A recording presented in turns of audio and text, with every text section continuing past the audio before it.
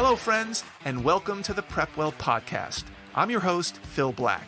And if you have an 8th, 9th, or 10th grader with big aspirations, like the Ivy League, or military service academies like West Point, ROTC, or athletic scholarships, boom, you've come to the right place. My specialty, my superpower, if you will, is preparing families for these competitive programs. I'll teach you what your child should do, when they should do it, and how you can help. So stick around and prepare to out-prepare. Hello, friends, and welcome back to the PrepWell podcast. Today's episode revolves around writing. And I'm bringing this topic up now because it's college essay writing season. And unfortunately, I'm seeing a lot of examples of poor writing that I want to try to get to the bottom of, or at least bring your attention to in case you need to make some adjustments with your child. And that's not to say that if your child is in 6th grade, 7th, 8th, 9th, or 10th grade, that you should skip this episode because college essay writing seems so far off in the future. Please don't do that. Please stick around. The only reason I bring this up in the context of college essay writing is because that's the reason I'm seeing all of these examples of writing. I see it every year about this time, primarily with seniors. However, issues, problems, challenges with writing often start a lot earlier, so it would behoove you to stay tuned. In fact, if you're the parent of an 11th or 12th grader, it might actually be too late for you. Let me say this from the outset. I'm not suggesting that every student is struggling with writing, but I have seen a trend over the last 5 or 6 years that gives me pause. Now, have I done longitudinal studies or exhaustive research on the quality of teenage writing to back up this hunch? No, I'm just commenting about what I'm seeing a lot of from kids like yours every week in real life. So take my opinion with a grain of salt. To kick this off, I want to start out with a simple question. When is the last time you read something that your child has written? And by written, I don't mean text messages. I mean with sentences and capitalization and paragraphs and punctuation and stuff. It's a simple enough question. Maybe it was a book report or a history term paper or even a biology lab report. Any piece of writing that was turned in for a grade. When was the last time? And the follow-up questions are, what grade did they get? And what kind of feedback did they receive on the paper? And I'm going to give you a few seconds just to come up with the answer to that question. Okay, hopefully by now, you all have a number in your head. Was it last week? Last month? Last year? Was it 3 years ago? Was it 5 years ago? Was it more than 5 years ago? Was it never? Now, before you get upset, I'm not suggesting that if you haven't seen a writing sample in quite some time, that you're a bad parent or that your child is a bad writer. I'm simply asking the question, when was the last time? Part of the reason I'm curious about this is because I have not seen such a sample from my junior in high school in probably 6 or 7 years. And I would consider myself a pretty involved parent, especially on the academic side of things. So I had to wonder, if I haven't seen a writing sample in 6 or 7 years, and I'm all over this type of thing, when is the last time a less involved parent actually saw their child's writing? And unfortunately, I'm finding that poor writing skills come to light at the exact time that those writing skills need to be at their best. And that is when it's time to write college essays. Obviously, I'm super aware of this now because I'm in the middle of a lot of essay review, not only with my private PrepWell students, but with other online PrepWell students who work with me specifically for college essay guidance. And the trend is not a good one. And one of the reasons this finding is so curious is because nearly every one of these students gets A's in English for their whole career, even in classes like AP English Language and Composition.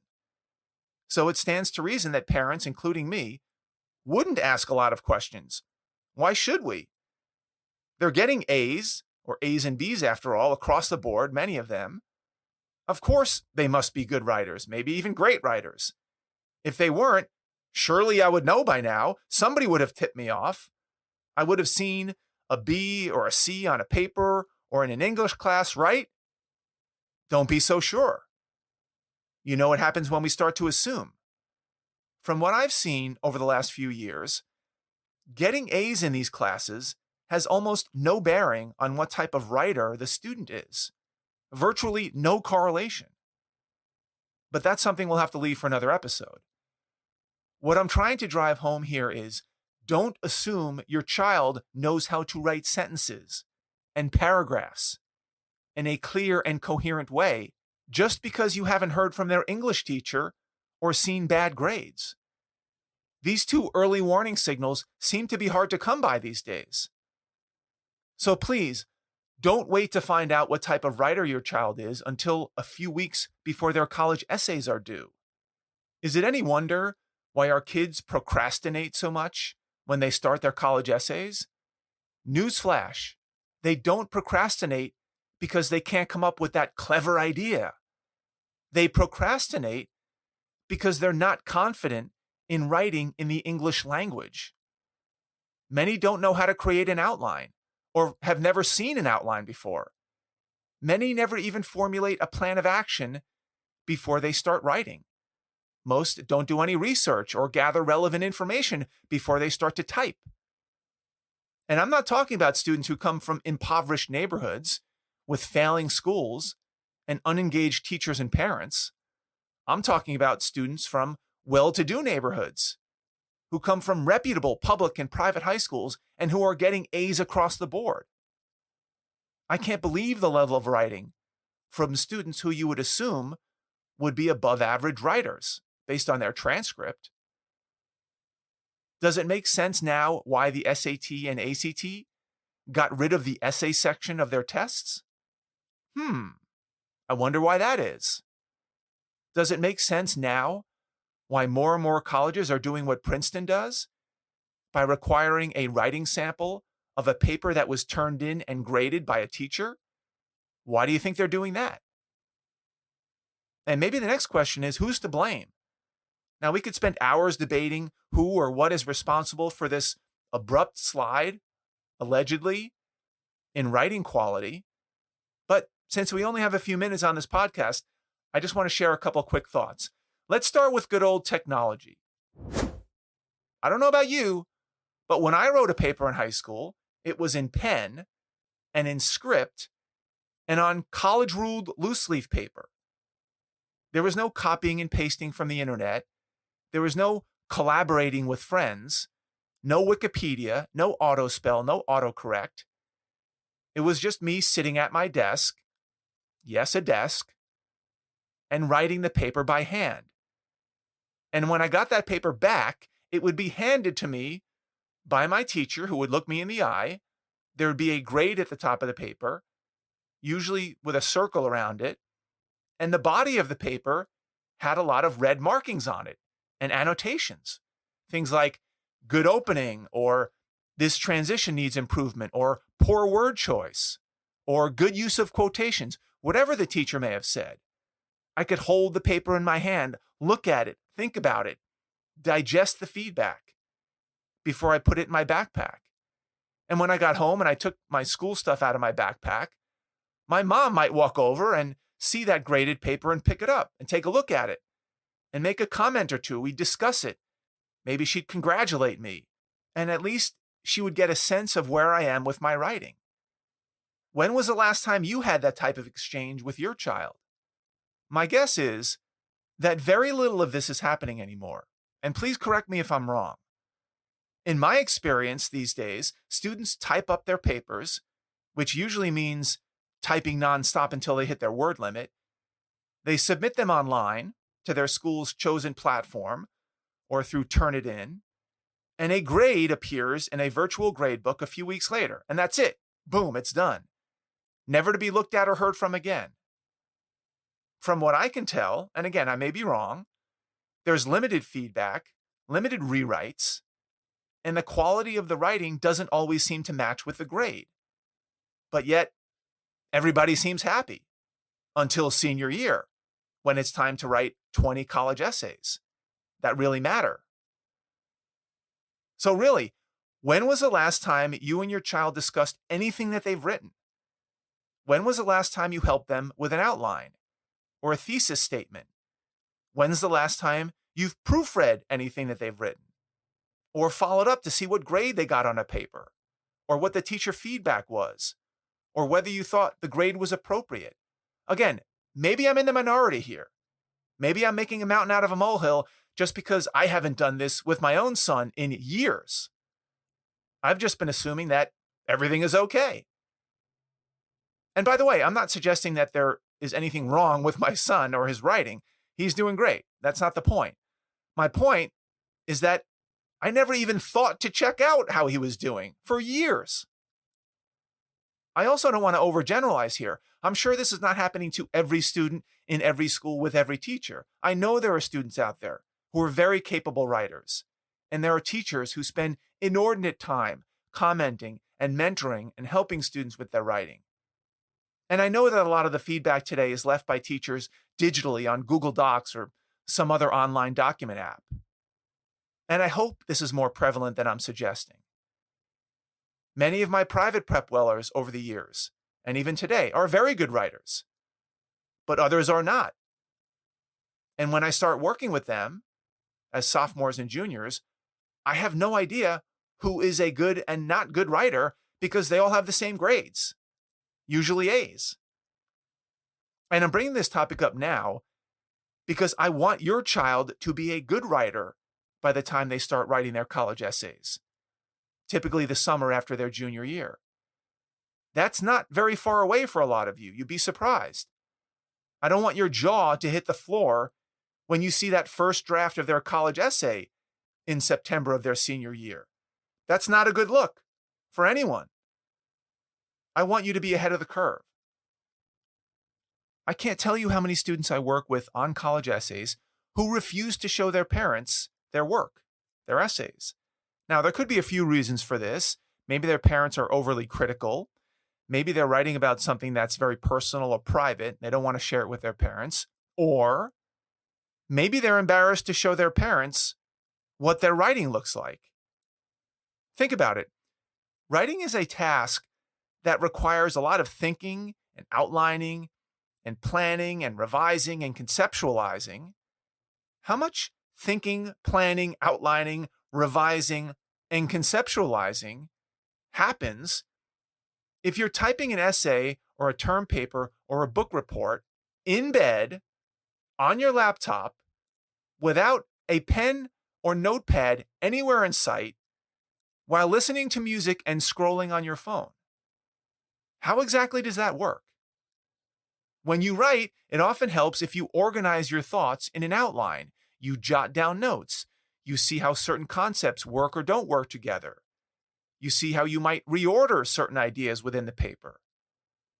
Until students master these skills, this is tough to do in a digital-only world. For those of us who grew up writing with a pen and paper, the transition to digital is a little bit less daunting.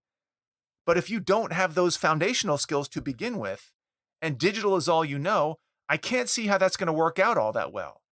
Now, maybe I'm old-fashioned, and students these days don't need anything tangible. They don't need pen and paper. They don't need to circle a paragraph and make an arrow to move it down. They can do all of that processing in their heads and on their computers on the fly. Maybe. I hope so. But my guess is that that's a pretty big leap. And from what I'm seeing, it doesn't seem to be working out all that well. And I know this isn't the most feel-good episode, but the evidence is mounting so quickly, and I'm seeing these issues crop up so frequently that I feel like I had to do something to ring the bell. I had to do something to get your attention and the attention of your children.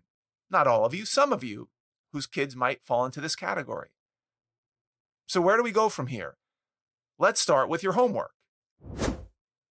If you have not done so within, let's say, the last 6 months, I want you to ask your child to send you a writing sample. It should be something that was officially turned in and graded by their teacher. not a group project, but an individual writing assignment.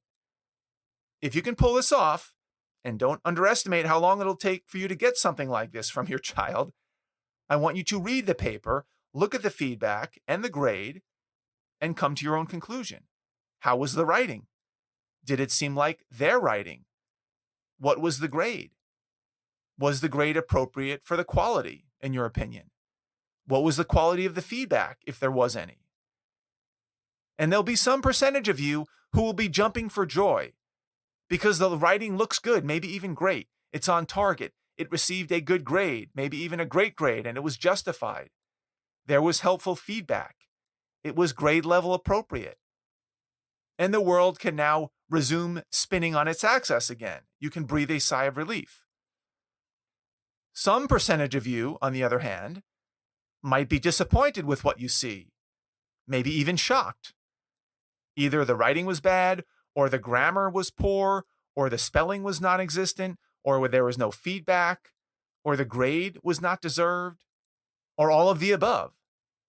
The good news, if this is the case, is that if it's early enough, you can intervene and come up with a plan of action to help them improve their skills before it's too late. And I'm really curious to know if I'm way off the mark here or whether I'm onto something.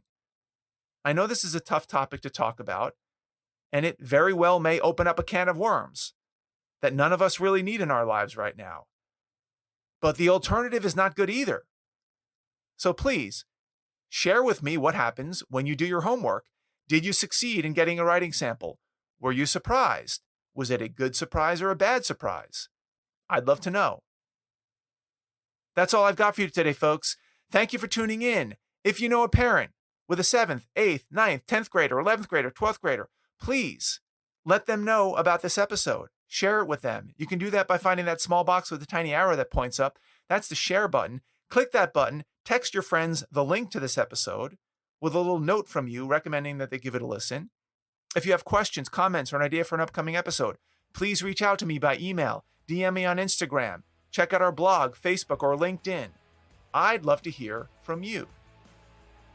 And until next week, goodbye, good luck, and never stop preparing.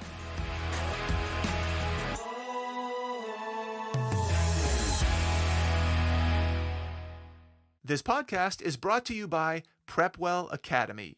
PrepWell Academy is my one-of-a-kind online mentoring program that delivers to your 9th or 10th grader a short, highly relevant video from me every week, every Sunday, in fact, where I give them a heads up about what they should be thinking about to stay ahead of the game. To get these valuable lessons into your child's hands, please head over to PrepWellAcademy.com and enroll your child today.